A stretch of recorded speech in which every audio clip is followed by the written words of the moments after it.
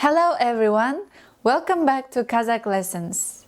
Today we will talk about prepositions. There are no separate prepositions in Kazakh language. They go together with nouns. Prepositions are like ga, ge, ka, ke. For example, sen қайда барасың? Where are you going? Мен мектепке барамын. I am going to school. Other example. Сен қайда барасың? Where are you going? Мен көрмеге барамын. I am going to the exhibition.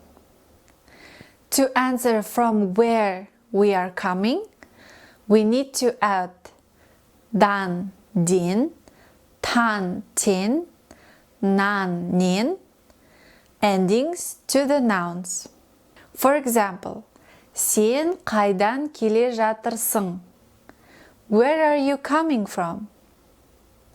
Мен мектептен келе жатырмын. I'm coming from a school. The other example.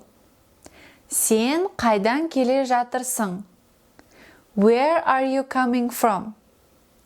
Мен көрмеден келе жатырмын.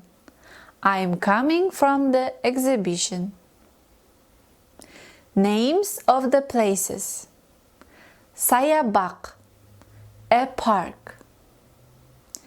Мектеп, a school.